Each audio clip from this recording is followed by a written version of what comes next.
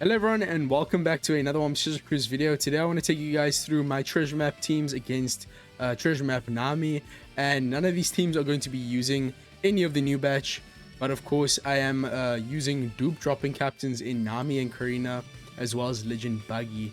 Using these characters we can get dupe drop limit break materials on 4 of the 6 bosses, and this is going to increase your yield based on how many nav levels you do by quite a significant amount. So this is not by any means accessible. There are many characters here that even late game players won't have. Some whale players wouldn't even think to save an evolved version of Nami and Karina. So that definitely makes this a lot more inaccessible. We have both 6-star Zoro and 6+ Zoro from the recent Super Evolution. So if you don't have a unevolved or a 6-star copy, then you'll also be in some trouble.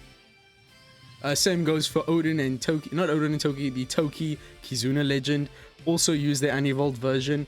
If you don't know, in New World and Grand Line League, you can only use a character once, but this does not apply to characters of the same character, but at different stages of their evolution tree.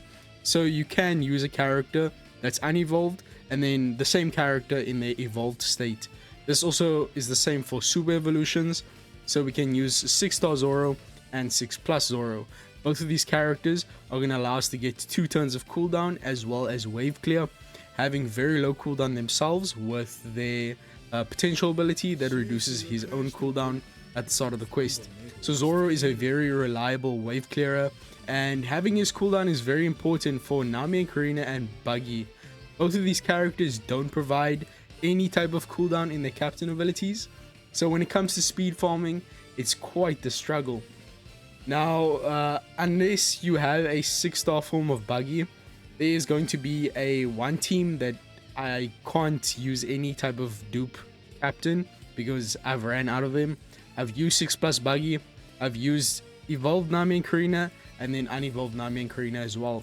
I'm also using Karina and Nami as well in the Intrusion.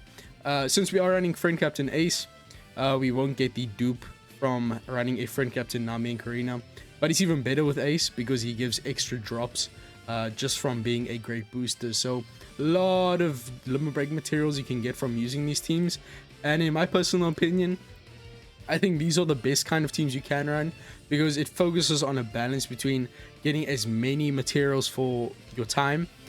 It also has very amazing speed with extremely high damage. So there's kind of a bit of everything here for you. If you want to go to a higher nav level, you can have high damage teams. If you want extra mats, then we have the dupe dropping captains, and then we also have very good speed optimized so that your runs are as short as possible. But as I said, very inaccessible, not just because of the unevolved captains, but also because of the ships we are using. This first team here is built around having the Garb ship at mod level 2. I did recently get the ship max, so I just wanted to play with my new toy. And this ship is really nice because it allows all specials that are going to give you a chain boost, a chain lock, or a chain boundary effect to be extended by 1 turn. And what this does is allows us to get access to a lot of different optimization techniques when it comes to wave clearing and providing as much damage as possible. Lucci and Kaku is probably the best example. This character provides a chain boundary for 2 turns, which will now get extended to 3 turns, meaning it will last over multiple stages. He also provides a lot of damage, so that he's going to attack all enemies with his AoE special, and that'll also allow us to wave clear the enemies. And I have tested out all these teams in actual content in one of the Garb challenges, and the specials activate extremely fast. Lucci and Kaku is no exception. But not only that, Lucci and Kaku is also a great character for wave clearing on stage 1. They have a super swap that requires 5 swaps to be fully ready, and luckily the quest at the start gives us 5 charges for your super swap. So he's going to be ready with his super swap right away. On stage 1, you can use his super swap that'll wave clear the enemies as well as give you a turn of cooldown. So Lucci and Kaku with the Garb ship is one of the best wave clearing characters in the game. when it comes to treasure map, for providing both a chain boundary as well as cooldown and wave clear over both stages. So Lucci and Kaku, great character, I'm glad I pulled him. And since they are a treasure map legend, they will always get cooldown of 10 turns on every single treasure map. So you will never have to worry about their cooldown or their special being ready. But besides that, I'm also using Kawamatsu. Kawamatsu is the best wave clearing chain booster in the game for treasure map. He is very low cooldown, 11 turns, and he will provide a 3-turn 0.9 chain boost and then also wave clear with quite a bit of damage. He's just great because his cooldown is so low. It makes it so that we can use him on stage 1. His chain boost will get extended to 4 turns, and then it will last until the final stage. Stage 2, we use Lucci and Kaku, giving us the chain boundary effect. That will also last until the final stage. And when we enter the final stage, after hitting one good strike, just starting off the chain, we'll have a 4.2x chain, which is really good. Besides that, let's just take a look at what the quest does. Of course, we're running Carrot as a captain for a reason. So first off, the enemy is weak to Cerebral. So we want to be running a Cerebral character who is going to be dealing our most damage with type advantage, because they just get a free 2x damage. If the enemy has weakness to any class, that class deals 2 times extra damage. It's like type advantage, but for classes. Now, what does the enemy do? They have a lot of defensive effects, which, if you know what Carrot does, you already know why I'm using her. So the enemy has a 6-turn damage reduction and only 3 turns of defense up and threshold. Now, to some extent, you could just kind of ignore that defense up. It's a very low multiplier. Usually, defense up is 100,000 times, or at least 10,000 times on some of the other bosses. 5,000 times, you can definitely hit past that with a good damage team. But rather just remove it. That's what I'm doing on this team. Or what we are doing on this team is setting the enemy's defense to 0 through the full immunity using Kizuna Legend Shaka. So we are using quite exclusive characters as well. A Kizuna Legend in Shaka, a Treasure Map Legend in Kaku and Lucci. But what this special is going to do is that it's going to give us a 1.5x chain multiplicative buff, which is going to go so well with the chain boundary and chain boost from the Lucci and Kaku as well as the Kawamatsu. With this, we will actually start off our chain at a 6x, which is ridiculously good, especially for how fast the team will be. This will go through immunity, of course, and in addition to that, Shaka will also give us a reduction in the enemy's damage reduction and threshold. Besides that, he will also no, I think that's about it. I swear there's something else he does that I can't remember. Nope, that's it. That's all that Shaka does, but honestly it does quite help a bit, being able to set the enemy's defense to 0 through the full immunity. Not many characters can do that. The chain multiplicative buff helps quite a bit, and Shaka's special activates very fast. But the main character here is Carrot, of course. She will allow us to ignore the other enemy defensive effects, and most importantly, she will give us a load of cooldown. So Shaka is actually quite a high cooldown character, being 14 turns, and since our ship is not giving us a single turn of cooldown, we have to find a way to get around this. Luckily, Carrot, with double Carrot, we get 4 turns of cooldown from the captains, and then in addition to that, when we use our Carrot special, it'll give Shaka another 2 turns of cooldown.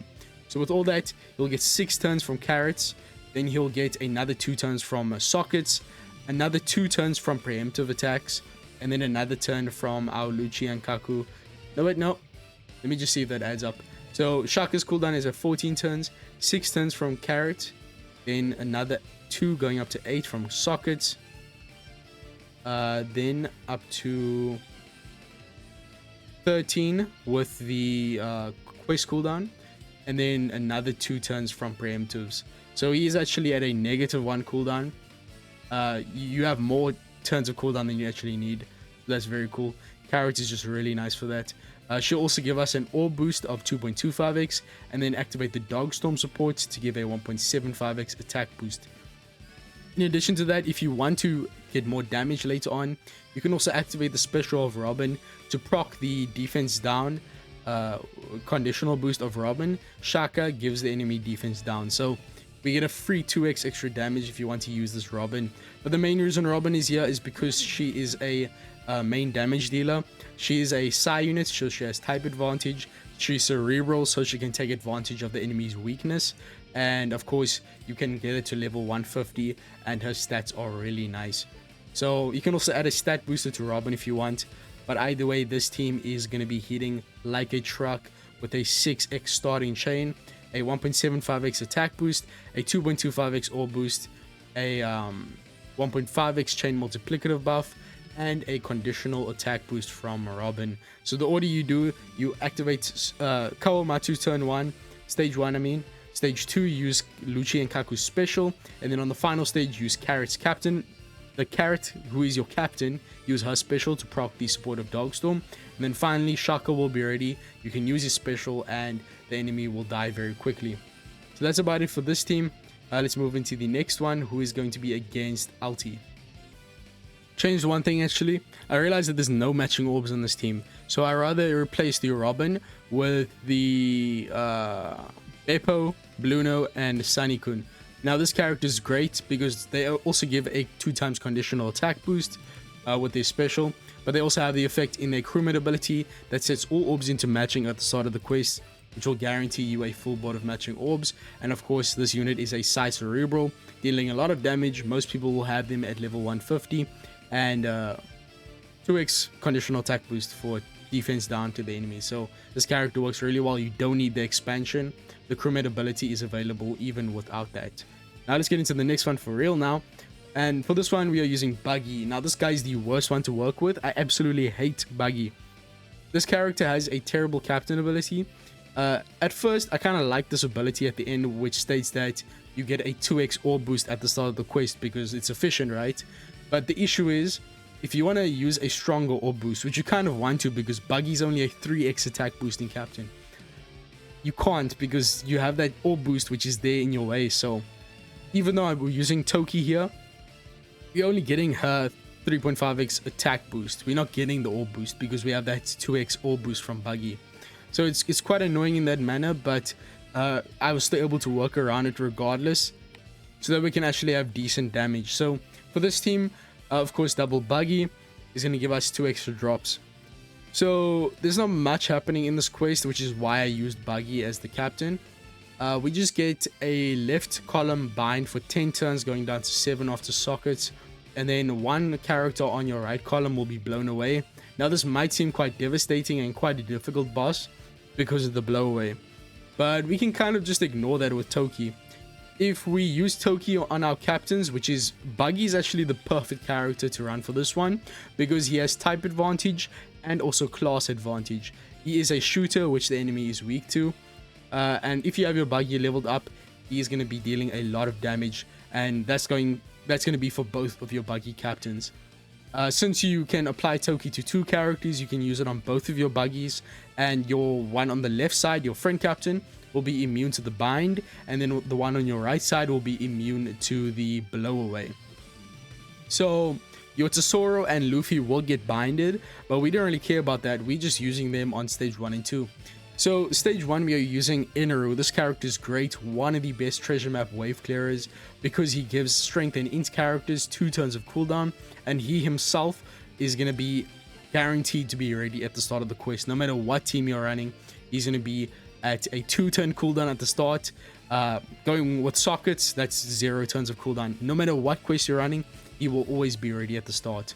So he's a great reliable character, and since Toki is a strength unit, she gets cooldown from Buggy, and since we are using the unevolved Toki, she has less cooldown, so she needs more help.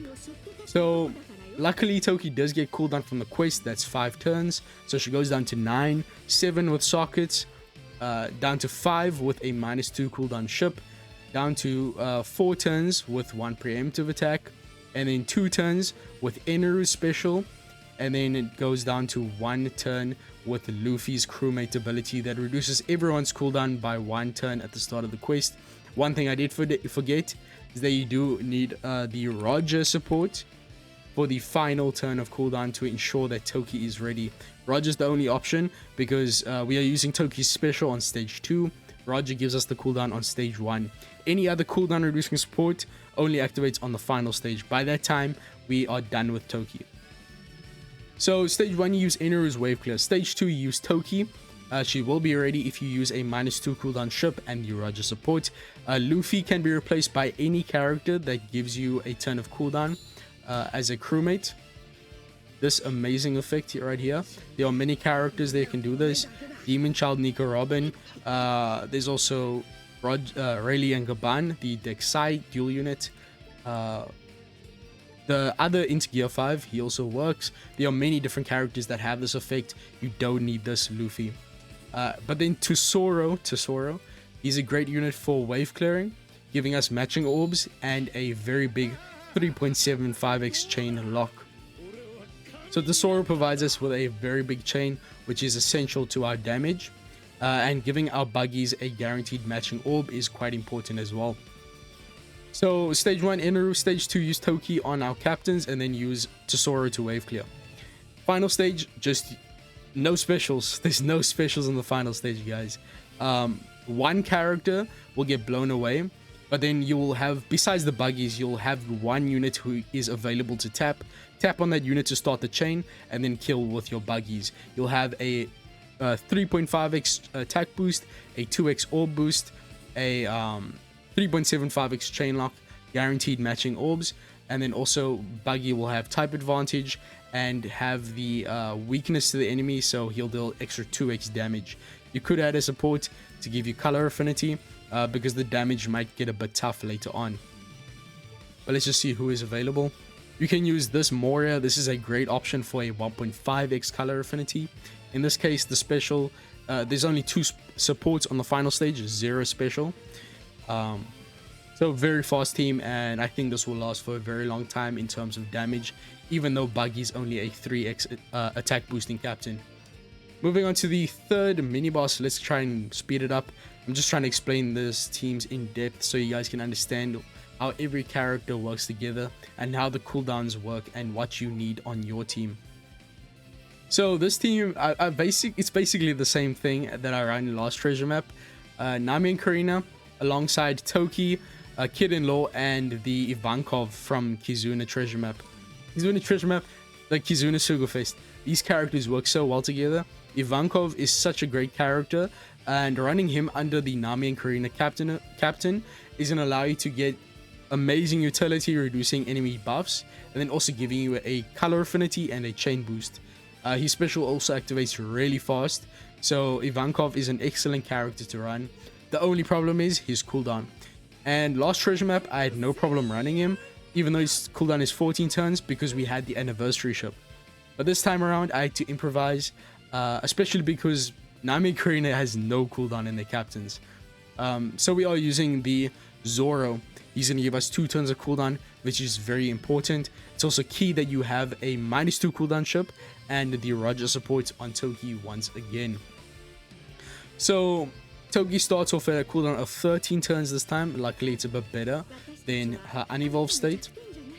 She's going to go down to 8 turns of cooldown remaining, with the quest giving us 5 turns, which is applied to Toki since she's a strength unit. So she goes down to 8, then down to 6 with sockets, down to 4 with the ship, down to 3 with the first preemptive, down to 2 with Roger, and then down to 0 with Zoro's special. So stage 1, you use Zoro. That's going to wave clear the enemy, give you cooldown. Stage 2, you apply the Toki effect to your captain, Nami and Karina, and Toki themselves.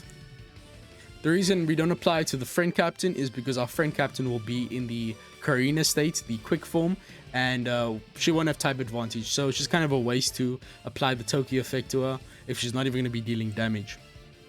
But what the enemy is even going to do here is she's going to be weak to free spirit class enemies. So our Nami and Karina in the strength form, as well as Toki, are both free spirit characters. They're going to be dealing a lot of damage. The enemy is immune to every status effect except defense down. The enemy has 8 turns of defense up of times 10,000, so you can't ignore that. And then also a 6 turn threshold. We have normal attacks only, but we don't really care about that too much. So stage 1 Zoro, stage 2 apply Toki to herself as well as the captain Nami, and then use Kid and Law to wave clear. Since our captain is cerebral, we get the chain boundary and a chain growth rate alongside the wave clear from Kid and Law. Now the final stage, since our captain is strength, we get the effect in Ivankov's special, which allows us to reduce enemies' defense up by 6 turns. Very important because we'll use our Karina special to reduce the remaining 2 turns of defense up, and all of the enemy's threshold, we are going to completely remove it. We will also use the swap effect, or the super swap effect of Nami and Karina to give us G orbs, which will allow us to deal a lot of damage and get the 5x attack boost in Nami and Karina's captain ability. So overall, you're starting off in your strength form of your captain Nami and Karina. As for your friend captain, also start off in the strength form. And then when it comes to the final stage, just swap your friend captain Nami and Karina into the quick form. Use Karina's special that'll remove the enemy's defensive effects. And you will also have a 3.5x attack and all boost from Toki's special. You also have a color affinity and a chain boost from Ivankov, which will complement the chain boundary and chain growth rate buff from Kid and Law. You will have the weakness class effect, which will allow you to get an extra 2x damage, and of course Nami and Karina has better stats with their since they are a boosted character. That's a breakdown of that team. That was a lot of words. Hope you guys enjoyed this one because the damage is really good, but it's very important that you have a -2 cooldown chip and the Rogers support. Zoro is also quite key on this team, of course, but I'm pretty sure you can maybe replace him with someone like Arlong Crew. The issue is that he doesn't really he has a very high cooldown, so you might struggle to get the cooldown for him to be ready on stage 1. I don't think it's possible. Pretty sure Zoro is the only option, so tough if you don't have him. Okay, the final mini boss against Yamato and Otama. So this character's Sai, so we want to of course run with int characters who are cerebral. We will get 8 turns of despair. They'll go down to 5 with sockets. We get 5 turns of crewmate special bind and 8 turns of top row special bind to our captains. A full board of absolute junk. So we just want to kind of ignore that orb manipulation. So what we are doing here is we are abusing Kuma's support. If you don't know, Kuma and Bonnie both have the most insane support abilities in the game. This support reduces despair by 5 turns. It attaches to all Moria characters. We are using Moria. This character is available in the Recollection Archive, and he is also great because not only does he facilitate the Kuma support, but he also allows us to wave clear on stage 1, killing off the turtles with his fixed damage. And then stage 2, we use Zoro's special. This will allow our Sengoku and our Bonnie to be ready for the final stage. So we get Despair. That's going to be completely removed by Kuma. As for the special bind, we have Bonnie. But not only will she remove the special bind, she's also our main damage dealer, being int and cerebral. And her special also provides us a chain lock and a color affinity boost. So Bonnie is such a productive unit on this team. Of course, this means we will not have an attack and all boost yet, so we use Sengoku. Since we have one of every type on the crew, Sengoku will give Bonnie a 4x attack and all boost. 4x attack and all boost, guys. Alongside the color affinity of 2x that or 2.25x that Bonnie provides, and the chain lock, this team will deal massive damage. And Nami and Karina themselves are quite inactive for this team. We don't use their special, we don't use their swap effect, although I do suggest actually swapping here. Use your super swap to give Bonnie a G orb. That will also give you a base attack boost of 800 with Nami and Karina's super swap effect. The reason we want Nami and Karina to give them a G orb is because Nami and Karina's captain effect is much stronger when the character has a G orb. It goes from 3.75x to 4.75x, so a massive difference. You want to have the character having a G orb, so putting Bonnie adjacent to one of those Nami and Karina's, using the super swap to not only give them a G orb, but also make it count as 2.25x damage instead of 1.5x, which is typical from G orbs. it also gives you a base attack boost of 800. So Bonnie will be, I think I tested this out, the team does like 300 or 200 to 300 billion, not billion, million. It's still really good though. You'll probably never get to the nav level where that won't kill. So very strong team. Of course, damage is dependent on how invested your Bonnie is. Of course, without level limit break 5, the team will be weaker, but it should still be functional. You may be wondering about the Germa ship. Not needed. Just run a ship that gives you -2 cooldown so that Bonnie is ready. Bonnie is a 14 turn cooldown unit, I think. 13 turns. Let me just calculate to see if you actually need the -2 cooldown ship. And yeah, since Nami and Karina's does not give cooldown as a captain, you do need to have the -2 cooldown ship to have Bonnie ready. I did do the calculations. Now the final boss, this is the big one you all been waiting for. Now, of course, no new batch. I tried to get the highest point boost possible. I think it was harder for the Intrusion just because there was a 8 turns of despair. No. There was 9 turns of despair, and it's quite hard to get around that. We are using the ship of the Flying Mary, Going Mary flying model. This is a great ship as it allows us to reduce 4 turns of despair. We get its ship special ready with the Sanjay and Frankie unit, so they are actually quite helpful for not only that, but also the chain boundary they give us, which allows us to get around the chain minimum attack down, alongside the chain multiplicative buff from Roger Eligaban. Roger Eligaban on the Intrusion, very replaceable. They don't do anything. For the final boss, very important. Of course, we couldn't run Nami and Karina here since we had already used them on the Perona boss.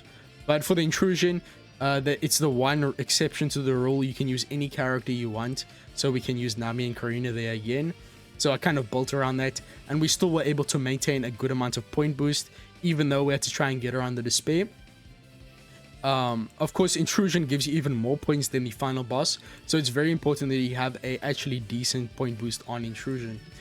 But let's first go into the final boss. Now, Hina is very important because she's one of the only characters from like the boosted list that is going to reduce attack down. It's too much turns of attack down. There's like 6 turns of attack down to remove it with support abilities, and I've tried it, but it's not going to work. You need an actual character to remove it, and let me just tell you guys, the boosted list is quite shocking this time around. I mean, there's like such little characters. There's like no free-to-play units in terms of like actual decent units. I'm glad this Whitebeard is boosted, but it's quite cruel because you need 2 Whitebeard pirate tagged units in using Ace, the friend captain Ace, the new legend Ace, which we'll be using as a friend captain. For him, you need 2 Whitebeard pirate tagged units besides himself on the crew. This is the only Whitebeard pirate tagged unit on the boosted list besides the new batch, which is quite disappointing. There's still ways around it. It only slightly negatively impacts us, but it is quite annoying.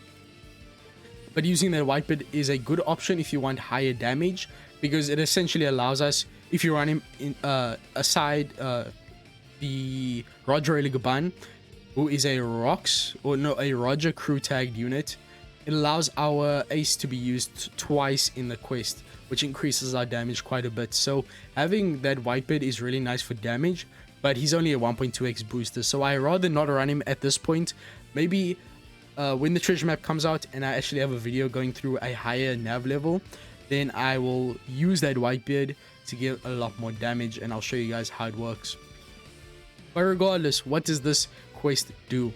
Stage 2, there's attack down, block orbs, and the enemy wants you to give to use recovery orbs, because all of your other types of orbs are going to be very weak. So you want to be using a character to change the block orbs into recovery, and then also reduce attack down. They want you to use the rare recruit Teach to do this, Blackbeard. They will also lock your orbs, which is actually kind of in our favor, because if we get a nice board of orbs, they will carry it over into the final stage. We get 1 turn of burn. Our friend Captain Ace will convert that into a 3-turn attack boost, which will last until the final stage. Very nice. As for the attack down and the block orbs, so I am using the Garb ship, which is unrequired. I just use it so I can get a chain growth rate boost, and of course Garp ship boosts strength and psi units. Of course, our main damage dealers are strength, so they get a good attack boost as well from the Garp ship, but not needed. Any ship will work for this one. On the Intrusion though, Flying Mary, the Flying Mary is 100% needed with mod 2. But anyways, so this one, Hina is going to reduce all turns of attack down and give us a orb boost, which will go well with Ace's attack boost. Hina's orb boost will luckily boost strikers, so our friend Captain Ace, who is a striker powerhouse, will get that buff. In terms of the block orbs, we are going to be using... who are we using? Because what I would say is that you want to use the super swap of Robin and Koala, Sabo and Koala.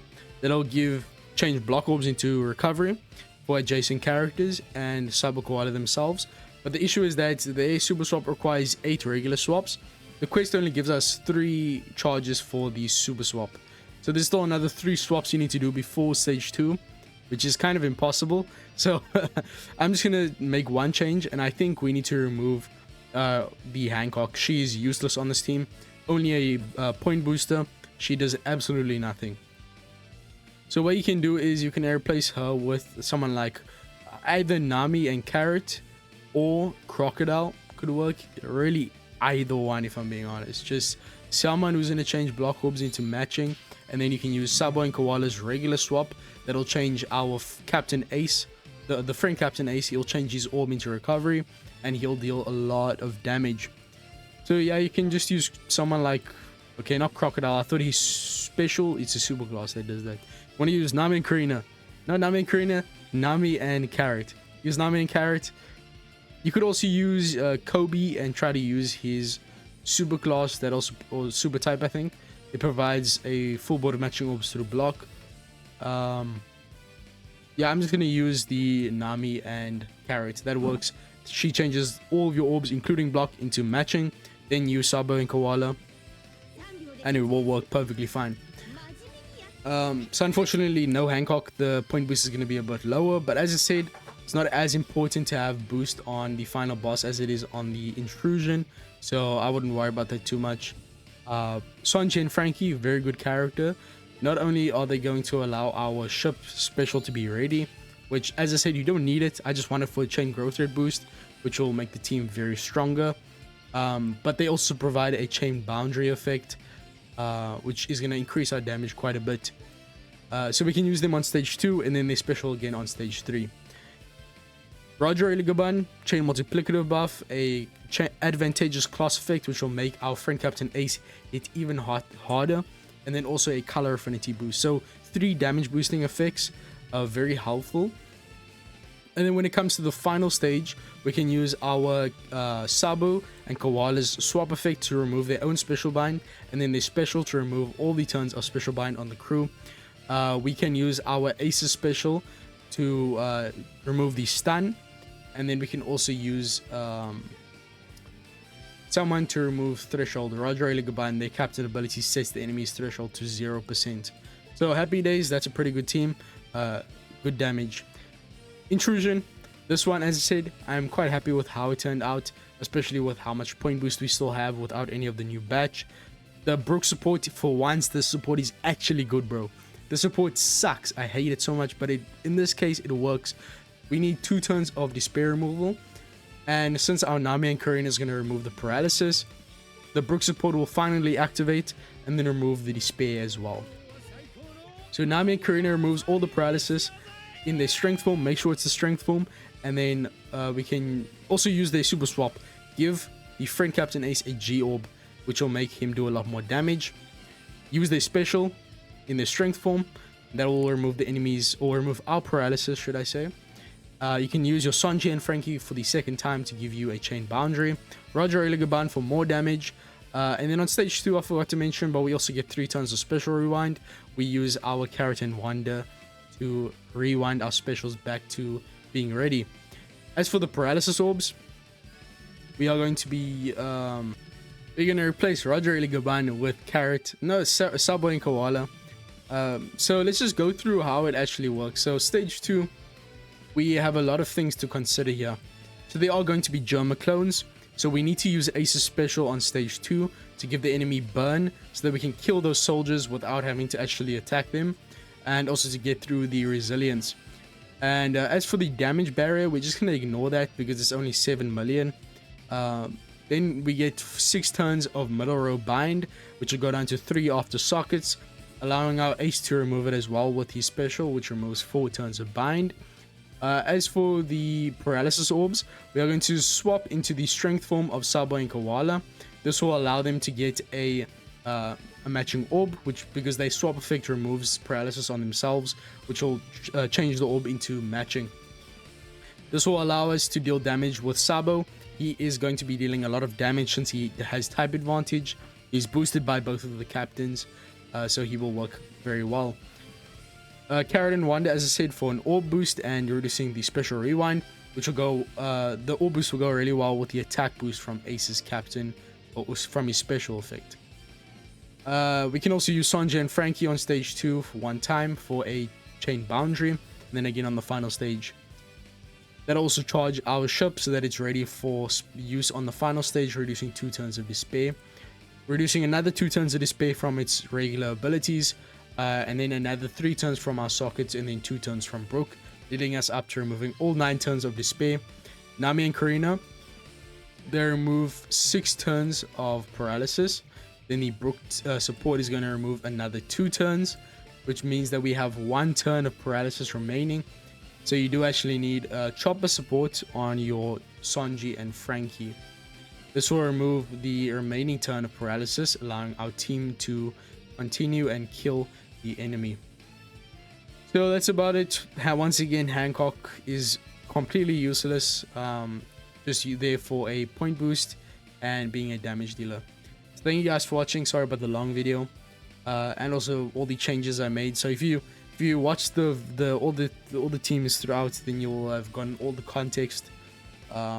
Otherwise, thank you guys for watching. I'll see you guys in the next one. Peace. Make sure to like, subscribe. That's been me, and I'll see you in the next one. Peace. I'm out.